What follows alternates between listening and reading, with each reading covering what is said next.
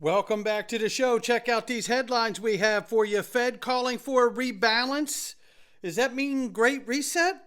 You tell me. Stablecoin bill just got even closer to passing this year. You're going to love what we have. Big banks change gears and move towards crypto adoption. ILPs in the news. The BIS, don't believe it, it's still true. Regulated liability networks. And look at all those Ripple partners, would you? Somebody roll that beautiful intro so we can see them all.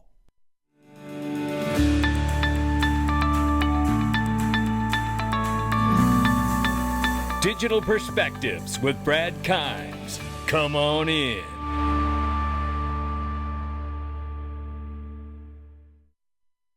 Welcome back to the show. You can follow us on Twitter, YouTube, and digperspectives.com for exclusive content. Right now, $2.39 trillion market cap for cryptocurrency. The market is off 5.5% in the last 24. 62,300 plus for Bitcoin, off by 12% on the 7-day, half as much in the 24-hour. 3,000 plus and change for Ethereum. We see they're off by 5.3 in the 24 and off by 16% on the 7-day. Tether market cap 107 billion plus right now, and we see that coming down to the number 8 spot. XRP is at 48 cents. Now we're off by 5.5 on the 24-hour, but we're off by 23% plus on the 7-day. My gracious, that is a lot. And looking right here, ranging between 48 and 51 cents. I know what a dip looks like. And I bought the hell out of it over the weekend. And this keeps up. And I might be buying another little batch just because that's my discipline that I've built, right? One thing I do know for sure is that this market dip right now is because of geopolitical events. It is not because people are running away from DLT and blockchain and digital assets as a solution. That is not what's happening. There was a geopolitical conflict, an event that happened, and that affected all the markets, including the digital asset crypto market. And I understand that. So I've taken advantage of it, and I have bought the dip. And you know that if this dip continues, I'll be coming back in to buy some more. It's not financial advice. I'm just sharing my digital perspectives. Now, if I believed for a moment that any of this dip was because financial institutions were running away from this technology as a solution, then I would feel differently. But that's not what I'm seeing. So I'm looking at this as an opportunity to continue to build my portfolio and fill my bags. One thing I do want to tell you is in 16 days, XRP Las Vegas is going to happen at the MGM Grand. Get your room, click this link right now and book your room and stay right on site with the best shops, best restaurants, and the biggest, largest XRP conference in the world, ladies and gentlemen. The facility is beautiful. It has been a dream of ours to be able to have this conference at the MGM Grand, and guess what? We thought it would take 3 years, but it took 2, and we're here. And I tell you something, this facility and the conference is beautiful, and what we have in store for you is absolutely paramount for you to learn, because we are talking about a new era of finance. And while you're at this conference, you are going to hear them talk about the geopolitical events that I believe caused this recent collapse in this market. And you're going to want to know from the experts in this space, why gold? Why CBDCs? Why the stable coins? Why all of it plus digital assets with utility? Why do they really matter? Because it matters now more than ever. Because we are witnessing the greatest financial paradigm shift in the history of mankind. And you don't have to believe it, but it's still true. And the people that are going to get themselves a ticket and get in that room are going to get the most accurate information from the top industry leaders and analysts in this space that you could ever hope to get. And what are the chances that we could ever put all these amazing people, these incredible, bright, amazing people in the same room ever again? It's very unlikely that you could pull all these people back in their schedules. Believe me, I know what it takes to get the people of this level to come together on the same day. Everybody's time is extremely important. And that's why I know how special this is, and I know you do too. Get your ticket today before they're gone. And I want to tell you right now, there's going to be a price increase coming April 25th. The prices are going up on the general admission ticket. Don't mess around and get your ticket before that happens. We have no choice. Room is getting tight. This is what we have to do. So I've held it off as long as I can hold it. Now it's get your ticket or the price is going to go up April 25th. That's where we're at, ladies and gentlemen. Don't mess around. And speaking of which, we know what's going on geopolitically around the world. Get precious metals in your portfolio and do it from the best place that you can do it with the best prices. All you have to do is go here, sign up. Just click the sign up button. And then in the referral code, put Dig Gold. That's all you got to do. Look, watch this. I'm going to do it for you right here. There it is. Dig Gold. And then fill everything else out. And you're golden. And you've got everything you need to start getting the best prices for precious metals. That's all you got to do. Or email them, info@milesfranklin.com, and put Dig Gold in the subject box. It's that simple. Well, here's why we're talking about all of this, metals and the rest of it, and the XRP Las Vegas conference, because we know there is a transition coming. Listen to this. I can't, well, wait, I don't understand. What are you talking about? So I can either give you a bank draft, or if you're going to get cash, I will need an invoice for the car purchase. Why? No, I'd like to, it's for, the car's payments for in cash. I can't use a bank draft. Are you buying from like a private? Yeah, it's private. person? It's literally from my friend. From your friend? Yeah, but he wants it in cash. Can he give you like anything that you're purchasing from him? No, you don't need that. Bro, what is it? I'm only asking for 3. I What is this? It's my money. I'm allowed to withdraw from my own bank account. Yeah, so I can. You said that what's the maximum limit you can give a withdrawal to a customer? It's $3,000 on the date. You've already mentioned that multiple times. Yeah, not today. Why not today? Today I would need a bank draft, or I would get you an invoice. But what you need proof of what it is? Why is that? And why is that? Why is that? Why do you need me to tell you what it is? What kind of proof is that? I bring in a note? Like what is that going to change? I don't understand. So that would You need to give me my money. buying. I'm not taking a bank draft. I would like cash, please. Yeah, I won't be able to give you cash today. Okay, wait, I'm just going to sit here until you give me cash, so I'm not going to leave. Okay, if you want, you can have a sit there. And then do what? Who am I waiting for? I can get the manager to talk to you. Well, yeah, get the manager, because this is it's unbelievable. And there you have it. And that's the banking system right there, telling you how much of your own money you can or can't have. Jim Rickards is right. He did write years ago that this was coming. And here it is. And don't think because it's somewhere else like Canada that it can't be here. It already is here. You can bet your bottom dollar. Go there and ask them for 10 grand out of your account, 5 grand. Go ask them, see what'll happen. Now, I want you to listen to this because this is Mary C. Daly from the San Francisco Fed. It says that at some point, there will be a rebalancing. You know what another term for rebalancing is? A great reset. So I'm just curious what you think of the United States' current fiscal trajectory. So I've worked there long enough I should start. Before I give you the answer I was going to give you, let me remind everyone here that monetary policy and fiscal policy are completely different things, and fiscal policy is made by our elected officials. We elect them as citizens, and they are the people making those allocated decisions. So the Fed plays no role in those types of things, and we have no tools. So don't be mad at me is the translation, right? We just print all the money. No, I'm not going to mention that part, right? But fiscal responsibility falls in the hands of Congress. So don't be mad at me at the next things I'm getting ready to say. Isn't that what she just laid down? I want to make sure that I'm stating that clearly.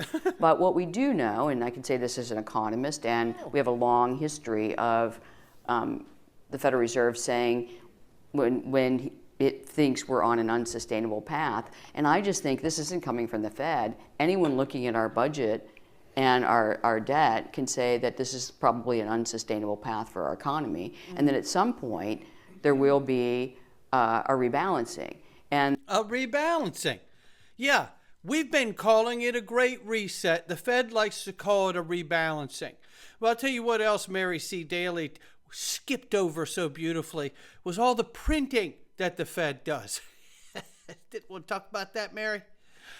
Ron Hammond here is talking very positively about the idea of stablecoin bill getting through this year. I'm telling you, I really do firmly believe that the stablecoin legislation is just as important as the Telecommunications Act as it was in 1996 for the internet and the birth of the internet.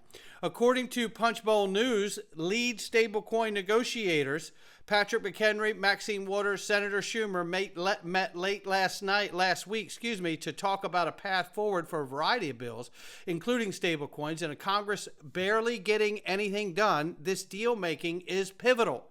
Congress was in a similar position during the last Congress 2 years ago. Senator Toomey, Senator Brown, Senator Lummis. Stablecoin legislation was seen as a must after the collapse of Terra.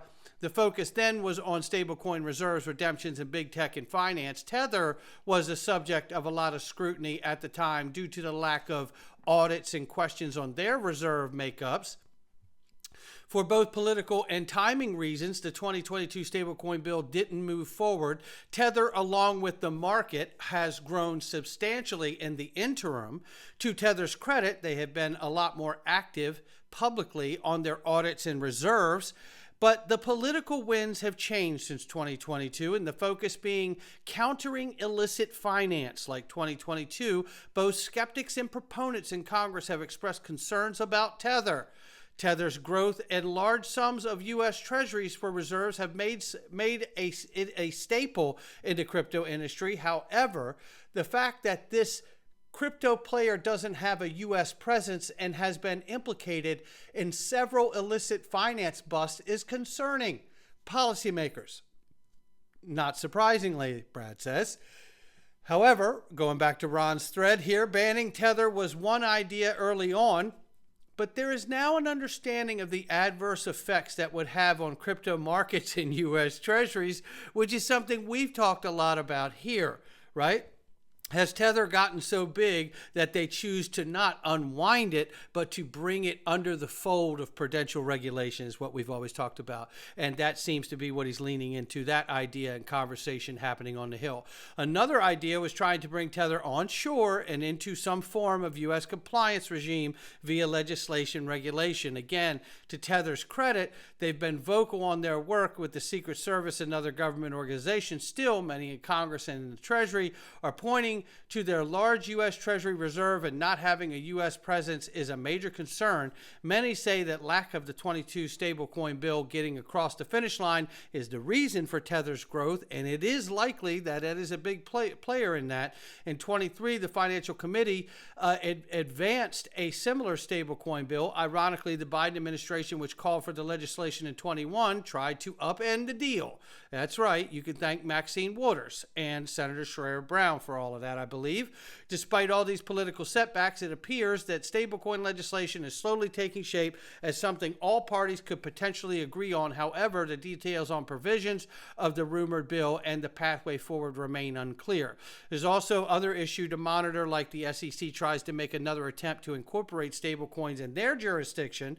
Oh my God, Gary Gensler. What the political landmines are for the other bill includes in this rumored deal, and whether Congress has enough time to move a deal through.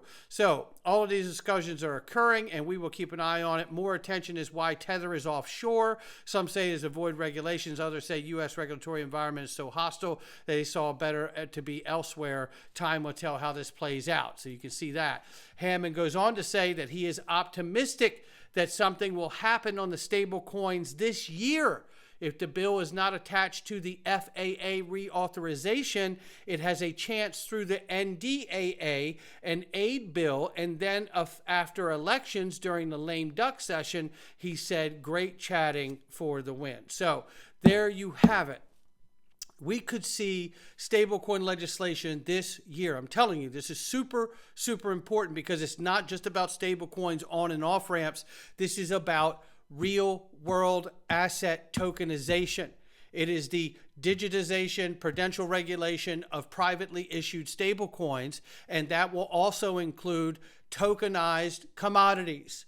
And I'm sure if they do the bill right, they will have something in there about tokenizing derivatives and stocks and bonds, right? So hang in there, ladies and gentlemen. It may come before we know it. However, it used to be that these Big banks were the slow crawlers and slow walkers when it came to implementing this kind of technology. But I want you to listen to where this Ripple official talks about they are now. Ripple commissioned a report last year which actually showed that 76% of traditional FIs are looking to implement some kind of crypto or blockchain solution in the next 3 years. Now, I think back, I've been at Ripple 5.5 years. 5 years ago, we were having a meeting with large banks. If you mention the word crypto, people looked uncomfortable in their seats. You can see some, are they going to call security, escort us off the premises?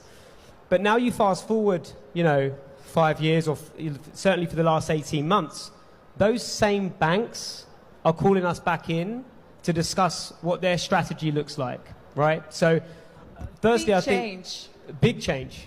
We've made some huge strides there, but we still got a long way to go to actually have these, traditional FIs implement solutions that their customers can actually adopt. A lot of it is still talk, but again, we've made some tremendous progress there.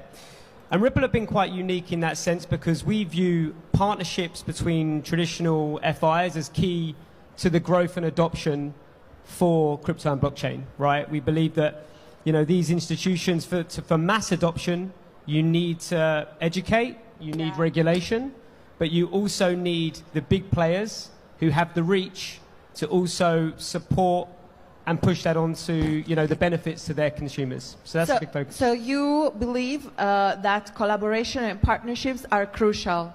100%, yes. Okay. Yeah. They sure are, and you're about to see just how crucial, because we know here from Smoke Dog, as we've talked about for many years on this channel, IP, Interledger Protocol, ILP, right? You have Interprotocol from the internet, and you have Interledger Protocol, which is created by Ripple, Stephen Thomas, and then gifted to the World Wide Web Consortium, which is the International Standards and Body Committee that oversees the practices and standards of the internet worldwide. That's right. ILP was gifted to that organization years ago. And this is how the Interledger Protocol connects to the XRP ledger to facilitate CBDC transactions plus side chains. And you can see the illustration right here. And all of this is to build off of the comments from the gentleman from Ripple here, talking about how big banks are now coming to the table and saying, let's discuss our strategy, right? Let's discuss how we get this done, because they know now there is no avoiding it. There is no closing the door on it. This technology is here, right? And you can see right here, another example here, how interledger payments and Ripple obviously work seamlessly together. And this is all for solutions for the financial players inside the financial system. Here is another reminder here, Bank of International Settlements publication discussing programmable micropayments with DLT while citing Ripple. Yes, it is true. You can see the DLT. They talk about competing directly with SWIFT, right? Then it goes on through here. And if you just look at the footnote, it comes down to Ripple versus SWIFT. All of this being discussed. I remind you, the Bank of International Settlements is so impressed with Ripple that they brought Ripple onto the BIS task force, right? Payments, Cross-Border Payments Task Force. And then we see this news that Quant, HSBC, R3, Visa, among 13 others chosen by UK Finance to join the next prototype phase for the Digital Pound Foundation. I love this. And even though they're not saying Ripple directly here in this particular piece of information that we're going over here, because Anders is celebrating the same news here, right? We know that Ripple is a partner to the Digital Pound Foundation. And what else is important is all of these Ripple partners being mentioned. Barclays, Citi, HSBC, right? MasterCard, Santander, Standard Chartered. I mean, the list goes on. Visa, forget about it. There's connections everywhere. R3, yes, you know what I mean? You know, this is super, super exciting because you see the integration of these things with the RLNs, right? So as many have speculated, Quant would be involved with the work of the shared ledger in the RLN, regulated liability networks, which will be the payment systems for the central banks to use, right?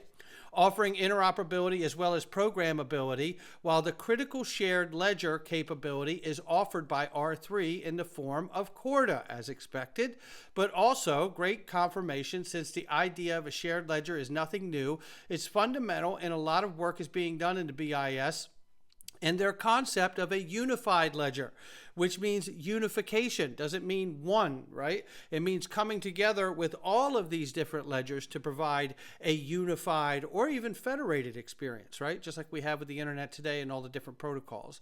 Making it a highly likely Quant is directly involved here as well. Quant is involved in BIS Project Rosalind, so we know they're working with the BIS already, and MasterCard and Barclays is both a project of Rosalind, Regulated Liability Network. So we love seeing this right here. Now, we also have the highlight here from Andrew DeVillibus, who also reminds us, look at all of these Ripple partners right here. Yeah, notice all the Ripple partners. I do notice them. And don't forget that there's 500 plus Ripple partners and growing, right? So just seeing a few named mentioned in this shouldn't bother any of us that we don't see a direct naming of Ripple. That's okay. That's okay with me for sure. And I'm not trying to talk you out of anything, but for me, I know that we have all of these connections here. I know that Citi is not an innovator. Neither is HSBC. Neither is Barclays. Neither is Santander. Neither is Standard Chartered. Neither is Visa. Neither is MasterCard. And that's why they have our technology, either directly or indirectly, involved in their business now today. Look, that's going to do it for me. It's time to go into the Freedom Zone. And oh boy, you're going to want to come in today because today is an extension from yesterday. And we are going to talk about who's getting rich off of war. Yeah. And it ties back to the food too. Everything is connected because it's all based on money. And we're going to prove it to you today. Join us in the Freedom Zone, not financial advice from me or anyone else. DigPerspectives.com. Click the Freedom Zone for next to nothing. Support the channel. Get Google free ads of the daily content plus extra content on the channel. Full access to the private Telegram. And get a discount to the private dinner and support the Digital Chamber and have private dinner with Brad Garlinghouse, Christian Carlo, Congressman Wiley Nickel, and so many other great people. I'm going to be there too. I'm not missing it. Come have dinner with me. DAI is going to be there. Mrs. Backup's going to be there. And I tell you, there's a discount code, and it is a big discount code to have private dinner with Brad Garlinghouse inside the Freedom Zone, ladies and gentlemen. All you got to do is come on in. All right.